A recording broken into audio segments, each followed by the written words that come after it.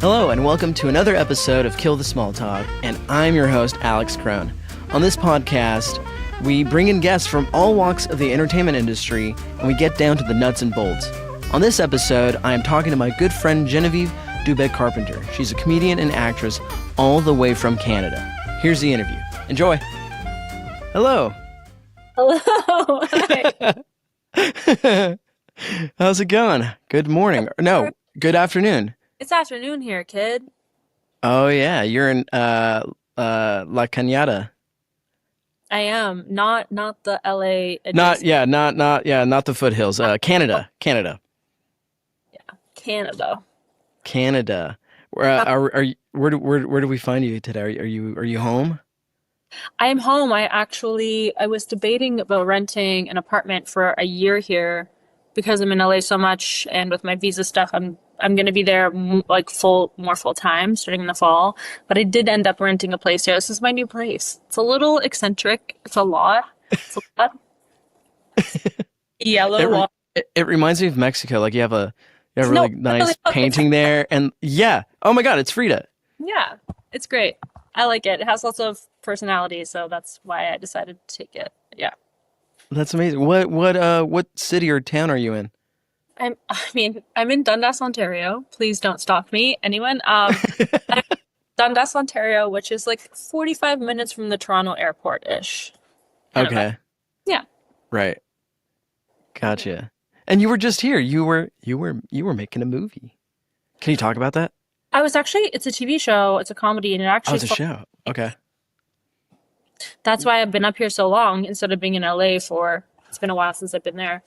I thought you guys filmed out here. Oh, it filmed in Canada. Oh, okay.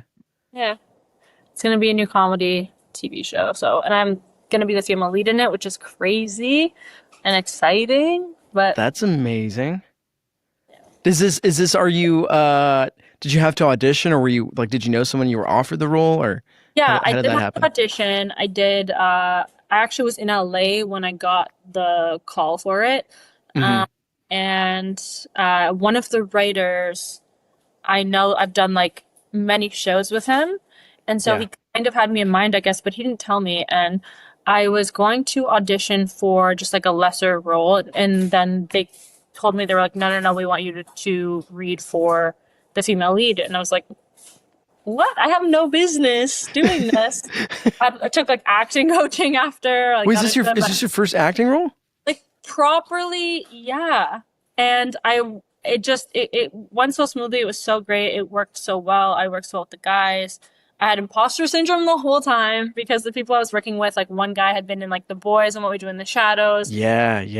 Guy, a comedy legend in Canada. He was on Mad TV for a while. He has over 200 credits. The last movie he just did was with Woody Harrelson. I had mega imposter syndrome, but I prepared. Did the work. I went into acting coaching, personal private acting coaching, and it's really helped me. And I'm still continuing to do it right now to hopefully land some other stuff. I was going to say, yeah. Do you like it even more so now that you've already? Yeah, I love it. It was such a crazy experience. It was so much fun. And I just enjoy the acting coaching regardless. I just get so much out of it. It's amazing. By the way, I'm sorry if you're hearing crunching in the background. It's my dog eating. Is that? Yeah, she's going out a treat. So, it's better than barking. So, yeah. Yes, maybe it's a little ASMR-y for the podcast listeners. It is. My anxiety's gone away. Perfect. All along by giving her that. I found your guys' next side hustle. In between acting jobs, your dog can get into ASMR work. There's a lot of VO jobs for that. But that's great. Okay, so for my listeners, you are blah, blah, blah. Let me backtrack. We met 5 years ago. Was it? It can't be, because I only started comedy in December. It'll be 3 years for me. Oh, okay, 3. Yeah, and that was through Jason. So for those of you guys that don't know, Genevie is a comedian. Well, if you're gonna pretend to be French, at least say my name properly. Geneviève. Merci. Thank you.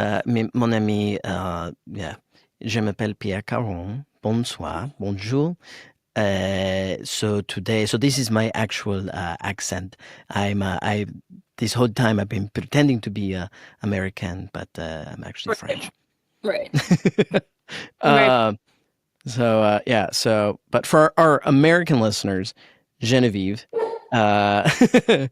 a comedian, and you and I met. So I was producing. I'm still producing a comedy show, but now we turned it into a comedy variety show. So now it's improv, That's so fun. sketch, and stand up. But before that, it was purely stand up. And Jason brought you because he was headlining one of my shows, and he brought you to the show, and you and I. That's where you hearing this. I knew it's like right around her crazy time. I was like, I don't know if you remember this, but we we were at the show, and it was so I used to host it at an art gallery, so all the art was obviously displayed on the walls, and my good friends at the Stay Gallery who own it were telling me, because before each show they would say, hey, make sure the audience members don't lean against the wall and mess up the art. And I had to tell you like 3 times. Honestly, this tracks for me. I want to blame my ADHD, but it's just, I don't know. This tracks for me. I am that person. Like, I will trip and spill something all over the place myself. Well, thankfully that didn't happen. But I didn't know you were Jason's friend. I thought you were just like a random person who just like stumbled upon the show. And then he introduced me to you after. I was like, oh, so funny. That's the first time I met you. That's right. Yeah. That was the first time.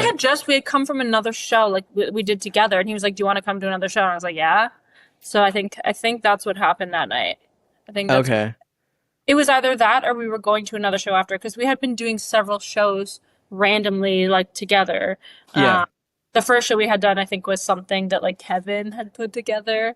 And then that's why we became weird, fast friends that, I mean, that's comedy. You have the weirdest best friends that like in any other space probably wouldn't be your best friend. It's Oh yeah.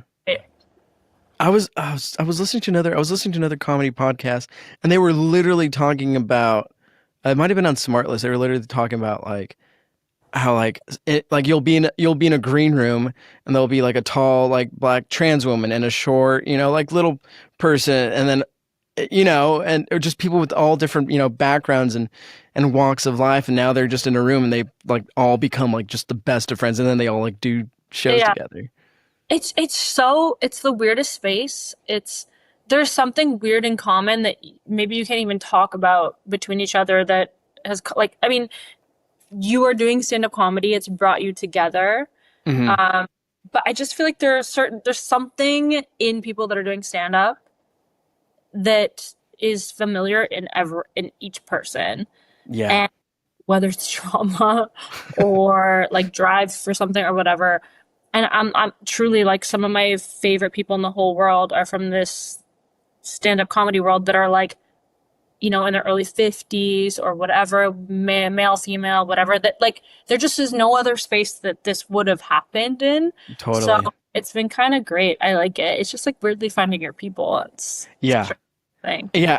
I've always been that way. Like since I was a kid, like I remember growing up, and like I had friends like my age, but I was really more intrigued in people who were older than me. Like we at family parties, we would have like cousins over, and all the cousins, we were like all the same age, and I would play with them, but I would spend a majority of the time sitting on my mom and dad's lap, wanting to listen to all the adults, and wanting to hear their stories and their jokes. And so like in comedy, I feel like that's kind of like I felt some of those traits carry on into it as well, because like Jason's my dad's age. He literally, and I joke, for those that don't know, I'm talking about Jason Collings, who I had as my first guest. He's my dad's age, and I joke around with him like, dude, both of you are 54 years old, both white guys who married Hispanic Latinas, who have 2 kids, who grew up in Lakewood and Long Beach. That's like, crazy. Come on.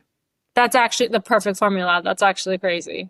Yeah, and and now and we're friends. Like we're buddies. Like he tells me like, dude, anytime you want to come to show, like don't even hesitate. Like I got you. Yeah. That's so interesting. See, Yeah. I don't have this weird thing of being like, this comic is the same age as my parents because my parents had me so late, so they're so much older. So Mm, I never, but at the same time, I mean, part of it is like Jason is so young to me because yeah. I'm so much older, right? Right. A good thing. Yeah, it's a good thing. Yeah. Yeah. How did you get into stand up? Because I know you were like you modeled before, and then you got into like you were ballet dancer, right? Like as a kid. No, no. I mean, I did ballet, but private ballet, but that was only to help with figure skating. I was a competitive figure skater for, Sorry, not ballet. Yeah, my bad. Yeah, figure skating. it's That's what I meant okay. to say. Fine. It's totally fine.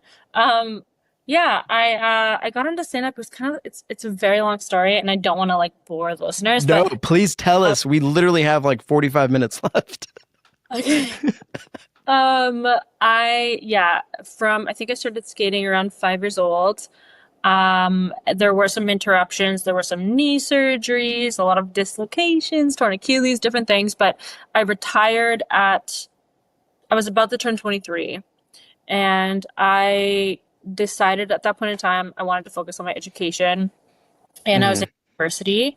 While I had like around when I was like a normal time, but I was only taking one class a semester, kind of a thing with skating. yeah. So it took me a long time to finish my undergrad, finish whatever.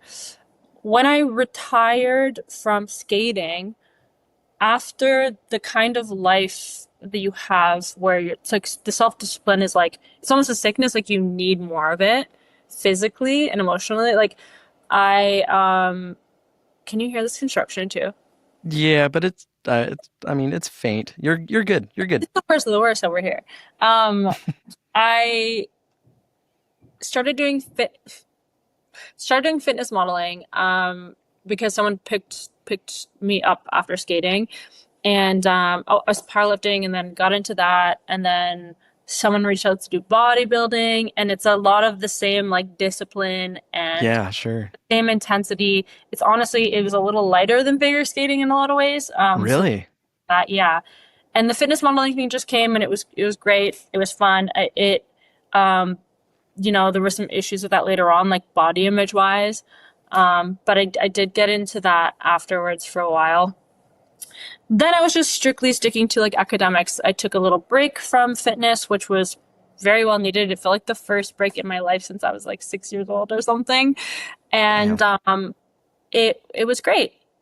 But I was doing my my post, like studying osteopathy, Yeah. and um, miserable in the clinical aspect and like just misperforming. I didn't realize how important performing was to me because even in bodybuilding, there is like at least you're getting to the goal of going on stage and performing Right. something. Yeah, there's the shows. Uh-huh. And then the fitness modeling is another kind of performing, and then whatever. And I was really missing it. It was lacking in my life. And then I started dating someone in comedy who's like a very successful person in comedy, and we would like drive around and I would like tag on jokes all the time or come up with shit. And he was like, "How are you doing one day?" And I was like, "I'm honestly really miserable. Like I'm misperforming, but I don't know like in what I could possibly." And he was like, "Why aren't you doing comedy? Like you're so funny one on one, whatever." Like I don't think so, but he just was like, "You should be just try it." So instead of asking him for the help, I actually had an incredible friend in Canada who tours mostly in Canada, Michael Moses. He has a great TikTok account, every day, same time situation. And he actually, he was like, "I'll put you on a show." He was like coming to this part of Canada at one time, and he Uh-huh. did a 7 minute set. And I went on stage. I thought I was going to bomb because everyone says like you're going to bomb for the first few times, Yeah. several times.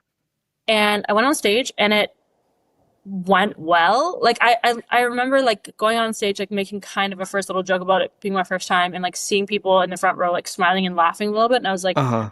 oh, I like this. Like this is interesting. And then that first show that I ever did, I booked 3 shows for the following week from other like comics that hosted shows in the crowd, Okay. whatever. Yeah. And so it just snowballed from then on, and then got to a point where I was like, I'm really unhappy in this part of my life, like osteo, and I'm obsessed and in love with and passionate about this aspect of my life. So it just, yeah. And I just decided then, like, this is it. This is what I want to pursue, and I love it. So, Did you have a set prepared? Did you have like a journal? Did you write down your jokes, or oh my God, did you of riff? course. No, of course. No.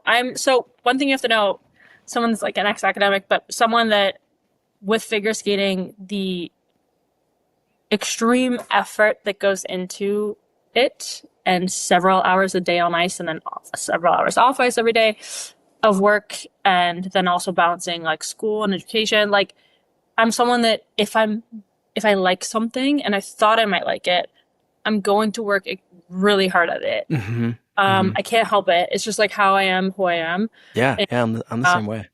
yeah, that's perfect. And so you get it. And so, no, I was like very prepared. Did I go off book a little bit? Yes, but that's part of comedy. That's And fine. Yeah, that's part of it. Yeah. discovered that I just like being on stage and performing and like talking to the people and like whatever. So, yeah. That's great. Do you remember your first jokes? Kind of, yeah. I think I had a joke about that's a true story. I had a few things. I had a few things about like I was in anthropology, I was figure skater, fitness model, whatever. So I kind of started running out of things to be insufferable online with, so that I thought I would start stand-up comedy. And then I think there was one, it's a true story about how I was like recently single in my early 20s at one point. Uh-huh. I had never really had a one night stand. And this is like, I'm not a one night stand kind of girl, so it's like not my thing. But I'm like, I finally thought I was having a one night stand, breaking up with this person. And I'm like, I'm gonna do it tonight. My friends were like, you gotta like get under someone to get over someone, like that crazy girl cult shit when you're in your great 20s. advice. Awful advice. But I blacked out drinking that night, and I woke up in the morning and I was like facing the one wall, and this isn't how the joke went, but generally I was like, you know when you're like waking up, you're moving your mouth, like ew. Yeah, like, you're groggy. and I was like, I felt like crusties, and I'm like, wait, did I? And I felt like a presence in the bed when I went to move the blanket, and I'm like, oh my God, did I?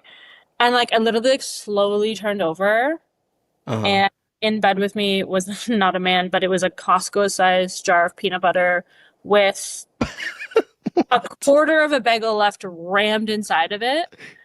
And that was the crusties. I was like, I thought I had a one night stand. I was like excited for myself, but scared. Like I was like, did I? Oh, it was with that. And like, that was one of the jokes. I don't know. I hardly remember now, but. You had a one night stand with a peanut jar. Yeah, Costco size, so there's that. She's rich. So it was my height. It was 5'6". It was me. Oh my God. Do you know Family's how hard age. it is to get peanut butter out of bedding? Very difficult. I can imagine. Oh, that's hilarious. And honestly, like, massive waste of late night carbs. Like, the bagel wasn't even toasted. That's the worst. Bagel wasn't toasted. Killer shit. But yeah. So those were your first few jokes. I went in because I was taking a stand-up class at the theater arts school that I was going to. Very cool. And I've always looked up to stand-up comics. I never thought I would like, do it or try it. I've always admired comedians. But then this school like offered a class, and I was like, hell yeah, like I'll take it. Yeah. And then I had my first show at the Comedy Store with Vargas Mason, and killed. I thought, I did great. But literally like seconds right before I went up to my comedian friend who got me the show, and I was like, David, like my left arm is giving me out. Like I'm having a heart attack. Like I can't. He's like, first ever show was at the Comedy Store? Was at the Comedy Store in the belly room, yeah. Holy, that's crazy. And the Comedy Store, yeah. I know. Wow, I was like, this is the same stage that Robin Williams has been on, and Jim Carrey, and yeah, that's what you're thinking. You're just Yeah, well, that's why I was like one, because like all my friends and family were there. I had like 15 people. Of And course. then if you've never been to the comedy store, there's three different rooms. There's the main room, there's the belly room, and then there's the what's the third Your one? original room. The original room. Right. I was in the belly room, which is like the smaller room up the staircase on the left. And it's like intimate. It's kind of small. Like it feels small. And then there's these like neon signs of different comedians' faces on there. It's like Robin Williams. Cannot believe. Yeah. And I remember seeing them and it was like pitch black. I was terrified out of my mind because I come from, theater. I come with like scripts and stuff. So yeah, I was nervous out of my mind. I was shitting my pants. And then my friend David, friend David Connolly was like, Alex, he was like, you're okay. Like you're fine. Just pretend like you're speaking to your five best friends. Yes. And as soon as he said that, like my heart immediately started pounding less, and I was fine, and I did a great first show. And of course Vargas was like, dude, he's like, you brought in 15 people. So he invited me again. And I did it okay. Your friends become less supportive the more you go. Yep. And they started supporting me less and less. You said you felt like you're going to shit your pants. I've serious question for you. Do you ever get nervous diarrhea? Because I do. Yes, I do. I know people who get nervous vomits, but yeah. Then the nervous pee thing? No. I get diarrhea. Like I literally know immediately. Like when something drops and I'm like, oh no, when I get hot and I'm like, I need to hit the toilet before. Like bad. All the time. Yeah. It happens. It's the worst. Do you feel that way every show? But no, definitely not anymore, huh? No. But I mean, I'm always a little nervous and I want to be prepared, and I think that's a good thing. But yeah. Wait, there's something else you said I wanted to mention. I can't remember.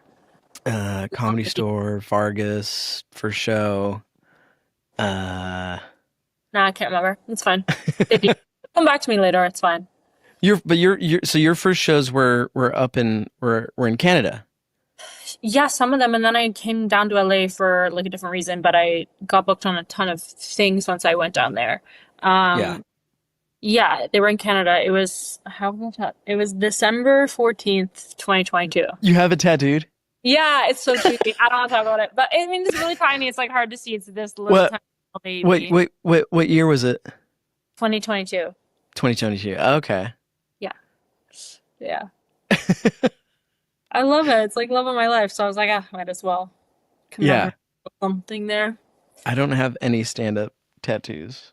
I feel like the really bad ones are like a microphone or something. At least I was that. I was thinking about getting like the happy, like sad, like face for like theater, but I was like, that's cliche. Like everyone gets that. Yeah, but I get it. If it means something to you, that's cute. Yeah, I get it. It does. There's probably some really beautiful versions of it. Like, yeah, my sister's a tattoo designer, so maybe I can have her design something really cool. Yeah. But so yeah, okay. So you're in and out of LA and Canada, and you just shot this TV show. What's next? You got the acting. You got bit by the acting bug. You wanna? Yes, I do actually have another project lined up. The first 3 episodes film. I can't really talk too much about it. Yeah, but I'm gonna be co-hosting something. Okay. It'll be like a live performance situation being filmed, and I'm gonna be co-hosting part of it. Yeah. Gotcha. That's awesome. Yeah, I'm excited. Are you would you be open to like doing like theater as well, or do you just want to stick to film and television? I don't want to brag, but I was Grand Prêtre numéro 1 in a school production when I was in grade 6, okay, which was a lead, and I crushed that shit. But I definitely am open to all of it. I actually, after this, I have an appointment at 4 p.m. my time for private acting coaching again. So, and she's actually going to help me put things together. She's very successful in the industry with a lot of Hollywood things that come up here to film and stuff too. And so she's going to help me. So I'm like excited about just the idea and the potential prospects and all that stuff. I'm just enjoying it, and I'm really enjoying just the practice and stuff as well. And it's just fun. It's been good. Yeah. And lots of shows. Lots of shows. I'm going to be in Austin, the 24th to the 28th, opening for someone who does comedy magic. Oh, okay. Yeah, he was on like America's Got Talent. He's crushed it. He's also done a lot of like film and different things as well, but he tours all over doing it. Is that going to be at the Comedy Mothership? Not at the mothership, no, elsewhere. But Okay. he a lot of people there. Like he's worked there and stuff before. But yeah, yeah, Gotcha. it's gonna be fun. And you do a Really. lot of shows in Chicago too, because Chicago's pretty close Yeah, to yeah. So well, they love me Canada. there. So I keep getting invited back. I mean, I've done the Laugh Factory there, but more importantly, I continue to do it's called Comedy Bar Chicago. Uh, Uh-huh. I mean, I love that club. It's probably like one of my favorite clubs of all time to perform at. So Yeah. yeah, I just recently there again for four days of shows, and that was my fourth time being invited back there. Damn. Yeah, that's great. I love it there. Do you find differences, or what differences do you find in like doing comedy in the United States compared to like Canada? In any shape or form, whatever that Well, may be. I think they're extremely similar in the sense of like, they're both big countries, and everywhere you go, there's going to be different people, and there's different Yeah. regions. I recently did Montreal as well, and all that kind of thing. So you just kind of have to play to your audience. Like there are differences. No, there are differences between cities and like sides of the country. There are not differences really between Canada and the United States, if that makes any sense. I think I know what you mean. It just depends on like where you are. Like the diversity and the type of person varies in general. Like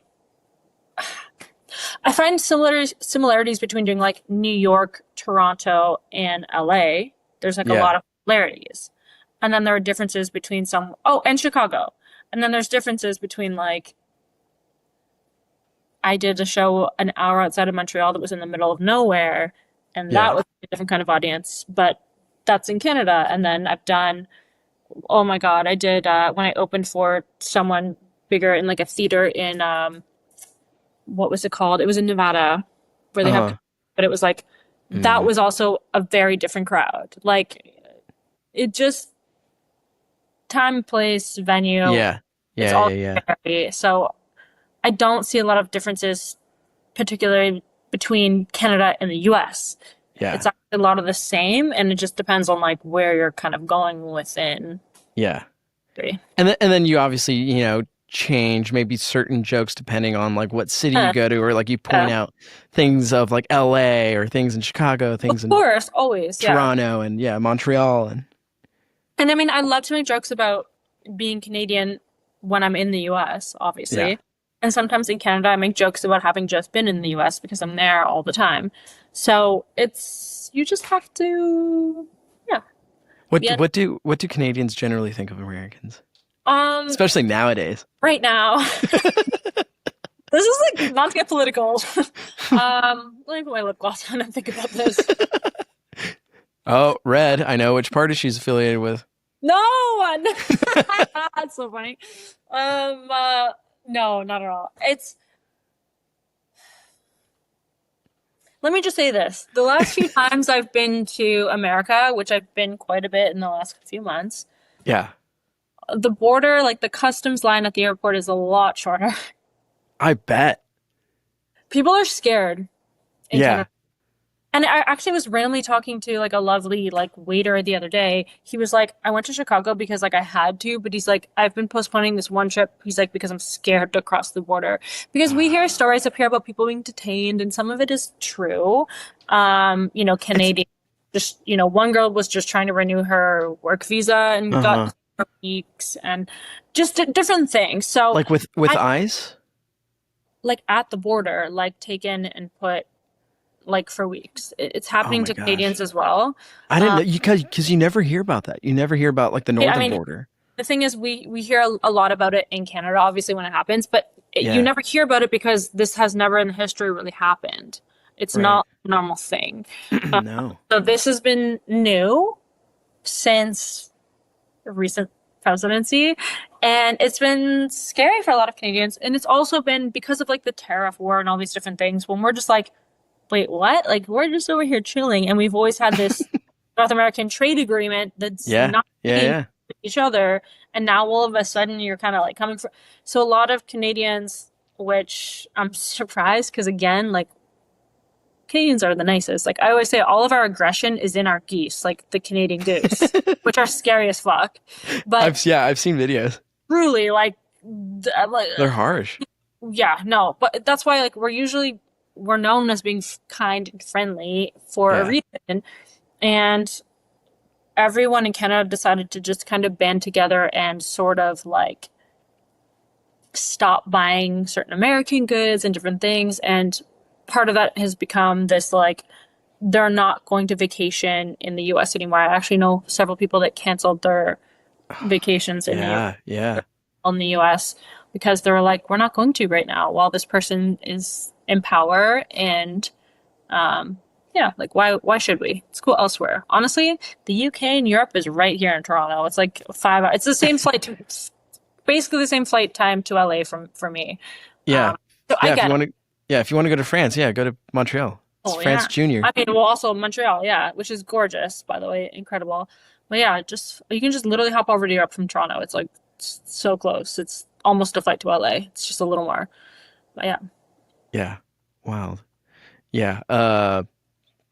Yeah, we've always had this, like the generalization of Canadians with like Americans has always been like our friendly neighbors from up north, and they're really friendly and say sorry and about and I do.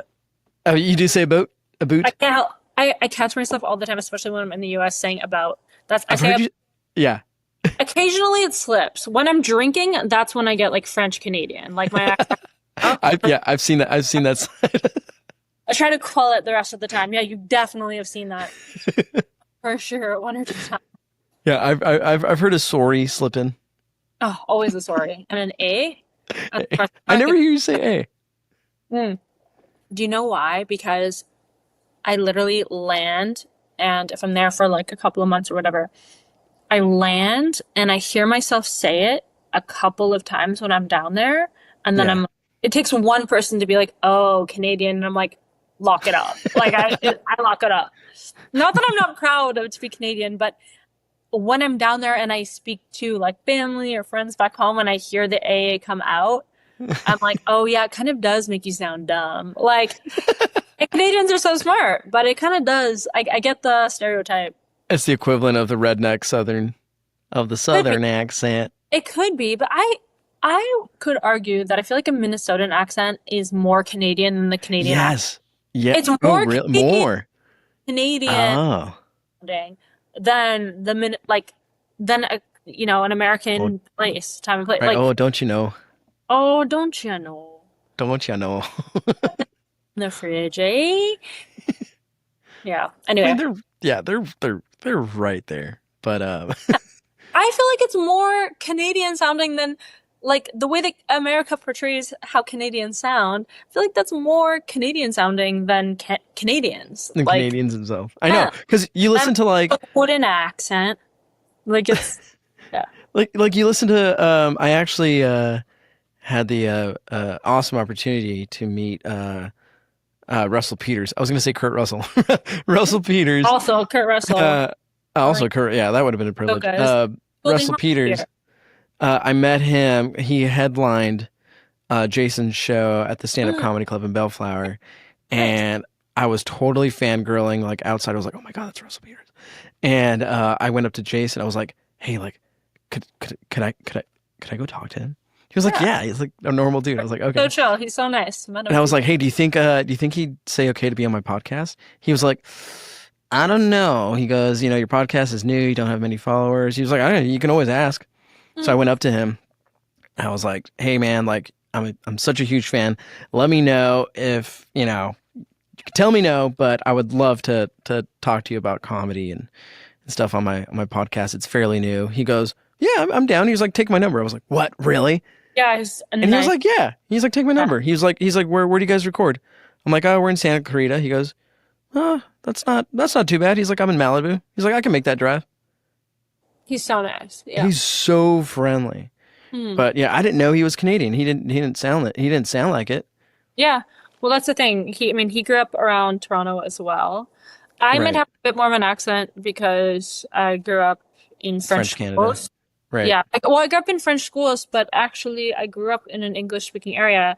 We didn't have English class until high school, but I just kind of got the best of both worlds because of that. Yeah. And but I know that I have a little bit of an accent Did you because grow up speaking both languages? yeah, totally. Like at Yeah. home? Like with your mom and your Yeah, parents? with my mom a bit. My dad actually is his parents are from the UK, but my dad was bilingual, so like he could help with French homework, like all my homework and stuff as well. So you can't help but be speaking French at home when you're doing homework at home in French. And my mom encouraged French speaking as well. And I also grew up in a very like with my grandparents, but they're gone now, so I barely use my French anymore, which is kind of sad, Oh, but totally. Is yeah. that where Carpenter comes from? Yeah, Dubé is my mom's last name, which is what I use for stage, Geneviève Dubé, because my first name is so French. I'm like, that's gotta make sense. Like, Yeah. and the other part of my last name is Carpenter, which is super The English. yeah, English, yeah, the English side. Yeah. Yeah, that's interesting. Yeah, because well, we have something in common. My dad's side is French Canadian, and yeah, they immigrated from France to French Canada and down to California, but they stopped speaking French because this was like early 1900s, and Mm, they wanted to assimilate into American culture, and understandable.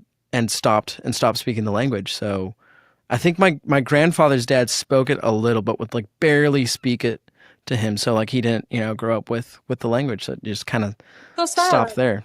I know, and I would love to learn and get better. I understand a few words, but I I you can know help. No, you've spoken in French to me before. It's not so bad. it's okay. I think because I speak Spanish as well, and Spanish is also a Latin based language. It's a little easier for me to understand some of like the vocabulary. Hey, I'm heavily, if you have a Duolingo for French, I'm heavily on I do. Duolingo for Spanish. We can become friends on Well, Duolingo yeah. Oh, I would love that. We about could that. we could help. I'll teach you Spanish. You'll teach me French. I also, when I was in Chicago, it was my fourth time there, and this is kind of embarrassing, nerdy shit. I've always wanted to do this like boat, like architectural tour, so I did it by myself. And I learned a lot of things about the history of Chicago, and part of it was that it was a part of New France. Like it was a part of, Yes. Uh I didn't huh. know, like that was Yeah. the OG Chicago was French Canadian, Yes. basically. I was like, Yeah. oh, yeah, go. It was sweet. But I had no idea. Yeah. Well, if you look at it, because of the Louisiana Purchase, which went from northern United States, like yeah, Illinois, all the way down to Louisiana. So like Hey, the East Coast was colonized by the English and like the Dutch, and then the Spanish down in Florida, and then the Midwest was all French territory, and then on the left side, on the West Coast, was Spain. It was Nueva España. So you had New France, yeah, Nueva España, and then New England. I had no idea. Obviously, I don't know too much about the history of America, but yeah, I had no idea. That's really cool. I was gonna ask you, do you have any comedy horror stories that you'd be willing to share? I don't know, I don't know, what's that? Of course. I think every comic that's been doing it for a while, or even, hustling as hard as I do, doing as many shows as I possibly can. Yeah, of course I do. I have a few, where do I start? Um, I have done comedy in a like a bowling place where people are still bowling in the background, and Oh it's like gosh. strike, like like the whole thing off on stage. A pool hall that has so many billiards tables and they're going, and you hear the like Yeah, hear constant, the clinking. Yeah. and it's louder than you think until you're on stage and you're like, hold on a second. I had a very drunk man rush the stage one time. Um, What? yep. And Yikes. thankfully, the two people running it ran up on stage. Like, I didn't know what I panicked and I just gave them the microphone. And I was able to recover Oh my after, God. like when they took him Uh-huh. off, like I made like a joke about something about his hat and it was fine. Um, and then recently when I was in Chicago, actually, and this isn't Comedy Bar's fault, so I just want to preface by saying Yeah. that. I was getting ready to go on stage featuring, and I'm pacing back and forth in the hall, like the back hallway kind of a thing. Hmm. And I didn't know how long the guy on stage was going to take. 10 guys, a group of like, it was probably like 8 to 10-ish men came out of the elevator. And normally, I guess they don't let people in late, but for whatever reason they did. Yeah. They came out of the elevator and they were in golf gear and clearly drunk. Like it was like a bachelor party kind of situation. I think they went to Chicago for whatever. And I'm there like kind of getting myself ready and two of the guys start to try like to talk to me. And this is like a issue with being a female comedian that can be really frustrating and I need to learn how to handle it better. But I'm trying to go over my set and they're trying to talk to me and I'm like, they offered to buy me a drink and I'm like, I'm just trying to go over my set. Like I'm going on like next. So Yeah. I'll be I'm a good. few minutes kind of a thing. And I'm being nice. But then they're like, oh my God, you're going on, blah, blah, blah. And they're like really pushing and pushing and like, just have like a drink. And I'm like, no, I'm about to, That's one of them. my phone's on silent. What the hell? Oh, sorry, it was on Do Not Disturb. And no, it's not. But definitely not. But I finally go like, no, thank you. I'm going on stage. Like, thank you so much. Goodbye. And I just Yeah. went to the green room for the rest of it. They got Uh-huh. seated, whatever. And I was super polite. Like, thank you. No, thank you. Yeah. I go on stage and I'm not joking for like the first half of it. Everything that I said, these two guys are booing me. Like this just happened. And no one did anything about it for like the first half of the show. And it was exhausting. It was, I should have handled it better, but I just, instead of like really addressing it, it took me a minute to address it, then I addressed it. But even Hmm. addressing it didn't do anything. And I just tried to ignore it the whole time, but it really messed up my set. Yeah. And it was so uncomfortable. Like the whole room was uncomfortable. Like people were like looking back, looking at each other, and I didn't know how to recover it. And that was like an amateur thing for me. Like I didn't know how to recover the room and recover the set and recover all of Hmm. that. So that's kind of like my horror story. I guess it's recent that's happened. Yeah. I'm used to some guys like heckling me, like that's happened a couple of times, and I can normally like manage it in a way of like making fun of the guy. It happened. I was opening up for, I don't know if you know who Ed Bassmaster is. Yeah. I think Yeah. so. Yeah. I was opening up for him, and these two guys in the front row were clearly like super drunk. Yeah. And I, you know, kind of like dug into them a bit because they were heckling me as soon as I came out, like about being hot. They literally were telling me like, show my tits. They were literally yelling like, show my tits and stuff like that. And I tried to handle it by making fun of them like aggressively. I'm like, oh my God, you're drinking Miller Lite, like put like whatever, like Yeah. just a couple of things like that. But they just didn't stop. And I was looking around in this like venue we were at that isn't a comedy club, it's like a bigger venue, and nobody was there to like do anything. And they just kept yelling shit out. So it's seems to be like that's the recurring thing. I've never had an issue Yeah. with a female audience member. Of course. Yeah. It's always like drunk guys, Yeah. including the guy that rushed the stage. So that's kind of been my shitty situation with comedy. But every time it happens, I'm learning. I'm trying not to get too distracted and Yeah.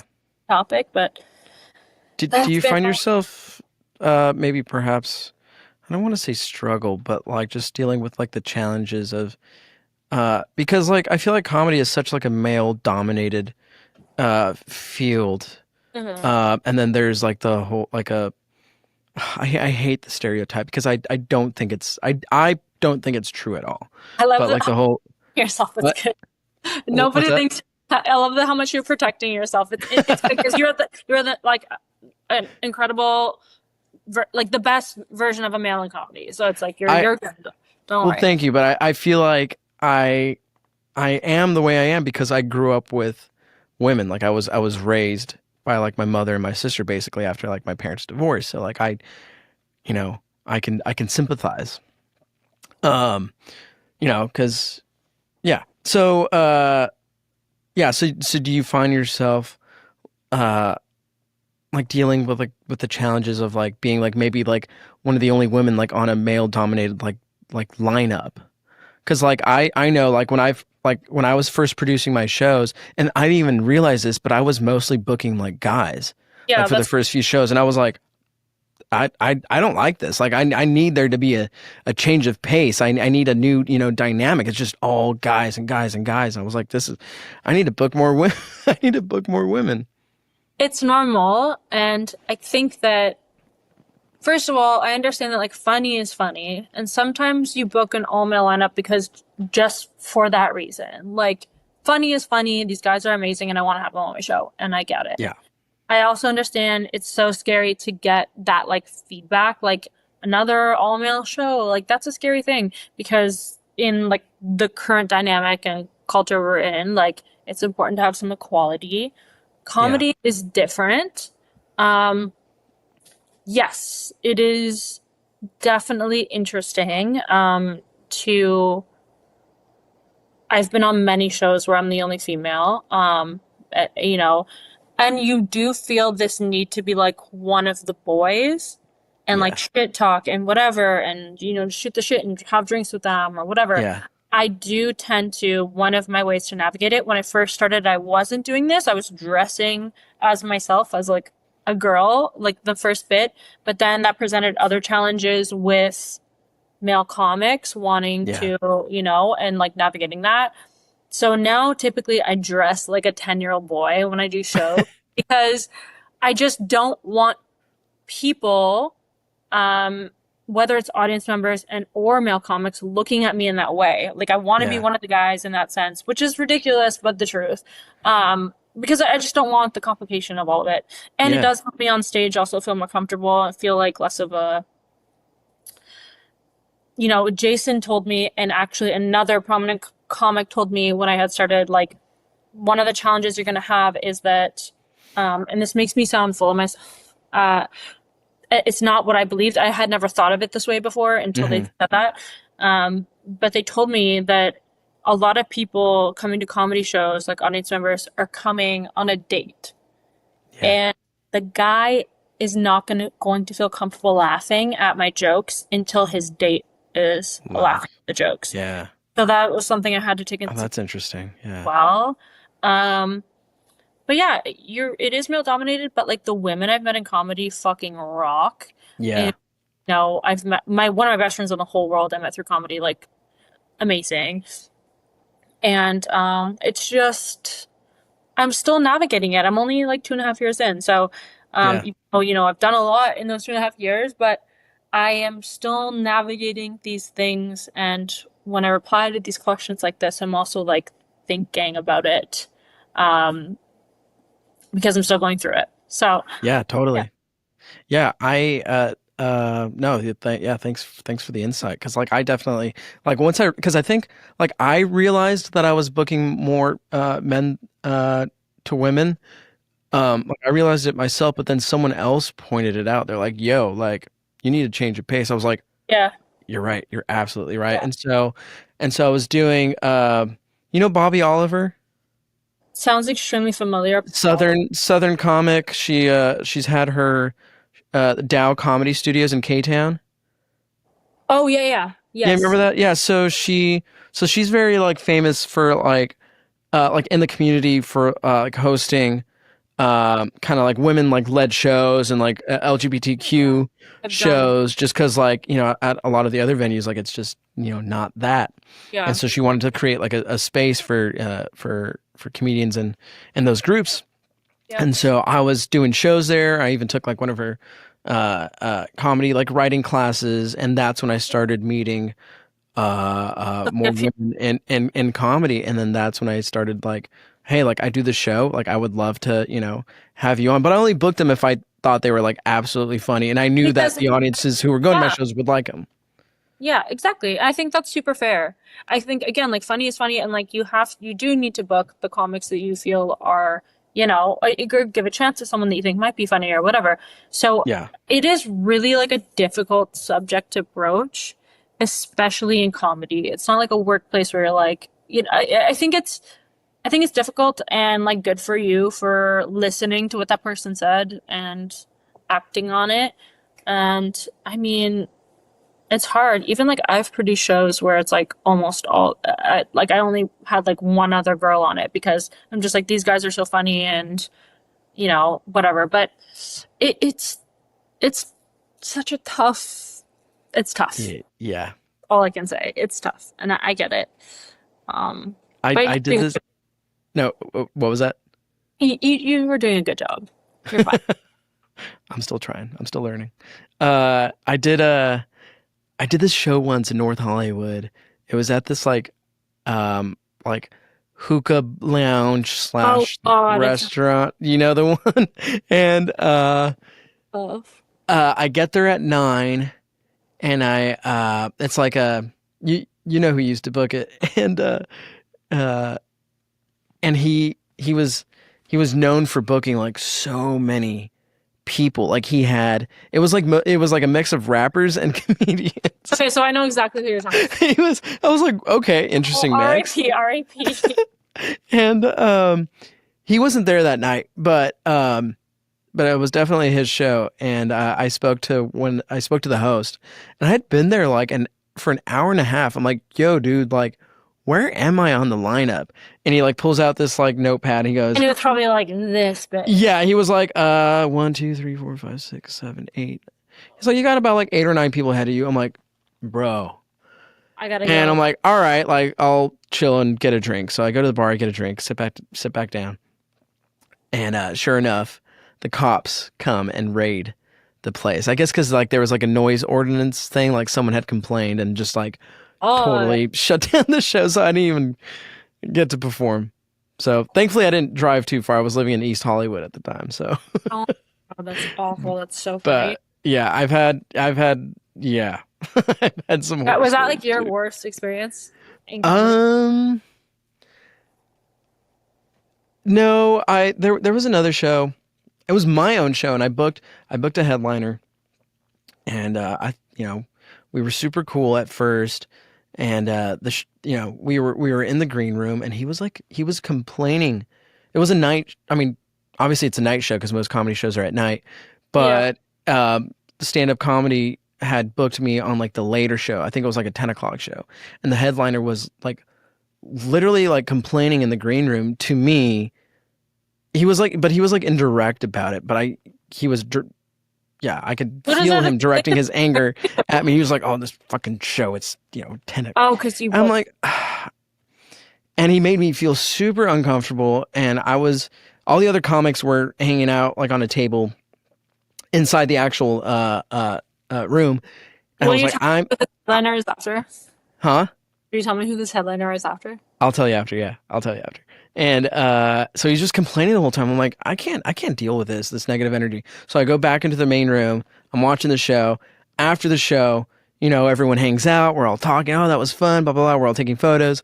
Supportive and then he literally comes up to he gets in my face. No. He gets right in my face. He goes, "Hey, so when are you paying me?" He's like, "You paying me right now, right?" I was like, and I was like, "What?" And he's tall. He was a tall. Is he very tall? Oh, very tall. I mean, I'm also 5'6", so everyone's much taller than I am. Fair enough. So he was huge. And he was like looking down at me like, it was like the Big Lebowski. "Where's my money, Lebowski?" It was like right there. God. And I'm like, to get him out of my face, I was like, "I'll just Venmo you now. Just like get the F out of my face." And that was it. And I never booked him since. I was like, of course not. It's terrifying unless you have a death. That's so scary. Yeah. That I've heard these stories too. Again, I'm not going to name any names, but I've heard like shows that I've like opened for or whatever, and like with the person that got me on them. This is actually in Canada, who brings up a lot of people like bigger names from the US that I've opened for up here. Like crazy shit. People are aggressive. But I also understand at the same time. Like, there have been shows that I've been said I'm going to be paid for that I've never been paid for. Like, many. Yep. And I've been there. That's part of comedy that, like, they also don't talk about when you're, like, a mid-level comic. Like, you're getting booked on shows, but, like, it's these showcase shows or whatever, or you're featuring or whatever, and then you just, like, never get paid. Never get paid, yeah. And then it's kind of like you're in this awkward position because you're just starting out. You're like, Do I ask? How do I mention it without cutting off, potential future opportunities? How do I navigate this? And it's like kind of scary. Like, I don't, you know what I mean? Does that make Yeah, sense? I think at that point I'd be like learn, like knowing what I know now, and if I were to ever get back into it, or just like in the, for future potential gigs, I would just be like, if they don't like right away, I would be like, hey, here's my Venmo, or here's my Yes. Cash App, just like, Yeah. just kind of That's hinting. another thing about being a woman too. And it's just like an added layer of like scared to ask for it. Like, and I Yeah, can't help it. Like I shouldn't think that way and I shouldn't be that way. But yeah, it's just an added like I don't want to be the bitch in comedy and I don't want to be labeled that way. And like I know that men talk in comedy and all these different things. So I want to be like the cool girl that they want on the show that they enjoy being around or whatever opportunity. But it's yeah. so hard to balance At also the same being like, time, yeah, you don't want to get taken advantage of. yeah. So it's kind of a weird like, yeah, I don't know. I'm figuring it out, as I said before, but Yeah. Um, so you're not well, comedy anymore? I don't do stand up anymore. I again, so like I loved it. I loved while I was, doing it, but it just wasn't my passion. It wasn't what I really, and this was what I was telling Jason Collings, um, that I admire comedians, Hmm. I admire comics and stand-ups, but my love is to Yeah. be on stage at, yeah, doing a play, being in a short film, being in a movie, like that's where my passion lies, and I and it have to always has been. say, I have to say before we sign off, I was at your premiere for Little Boy. That's right. Which was an honor to be there. It was incredible. It was so good. Like genuinely, when the lights came, like afterwards, like Jason and I turned to each other and we were like, okay, Alex This is kid is going places. incredible. We were like, what the fuck? Like we were just like we didn't know like what you had in like how incredible you were. Like well-rounded and incredible actor, obviously like all the stuff. And we literally just Thanks. turned to each other. We were so confused. We were like, Yeah. No. so this was amazing and he's amazing. It was like we were genuinely like, okay, like it was shocking. It was Wait, you honestly cut out. Can shocking. you say how amazing I was again? I'm just. Sure. That was I was blown away. Like I couldn't. literally It's. too I was soon. eviscerated. I was no.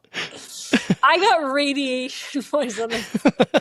I know, like incredible. No, I appreciate it. Yeah, that means a lot. I'm hoping that this project, because like we didn't want to get into like the politics of the movie. All we wanted to tell It was. was what factually happened and Mhm. how young these kids, they were in their 20s doing this, mission, that literally changed the world as we know today, even, so like that's all we wanted to, to show was this is what happened. This is what they were dealing with. You decide whether it was the right decision or not. We're Yes. not telling you what to think, but this Yeah. is what happened. It was so And well done. It's. thanks. I'm really glad you did it. And yeah, again, I was like speechless. I'm telling you, I just couldn't when it was done. It was incredible. Like it was so well done. It was incredible. Your acting was amazing. And yeah, like I said, I just remember like looking over at Jason. We were like, okay, like it was so good. And then we went into the show after, but it was like, I was, it, yeah, it You're blew like me on away. stage at the It show. blew me away. Yeah. Totally blank. And then Hans with his like three kids. He was like, "Hey, is this a kids movie?" I was like, Definitely. Oh yeah. no, God, yeah." yeah, just running around. All So, right, Jen. Well, it was a pleasure having you. Real quick before we sign off, do you have any upcoming shows in LA so people can go and um, I, watch you be funny I will have some upcoming shows in LA in the fall. in the I'm working fall? Okay. back. Yeah, Okay, right. and then Right now, if there's any listeners in Austin, I'm going to be in Austin August 24th to the 28th. Okay. And otherwise, I'm around Toronto doing lots of shows here. Great. You can just Where can we follow you? go to my Instagram to look up dates. I post them on my stories all the time. Yeah. It's Genevieve. That's Genevieve, Genevieve, Dube, Dubec on Instagram and TikTok. Amazing. Well, thanks. It was lovely talking to you, and I can't wait to see you. It was nice to. Thanks again, and I'll talk to you later. Alrighty, I'll talk to you later. Thanks for having me. Bye. Bye. Thanks for listening to this week's episode. Make sure to like, follow, and subscribe so you'll get notifications when new episodes drop. Thanks to my guest, Genevieve Dube Carpenter. Music by Mark Fabian. Produced and engineered by Robert Altschiller. Recorded at Command Recording Studios. Make sure to follow us on Instagram at Kill the Small Talk Podcast and at command_recording_studios. We'll see you next time. Bye.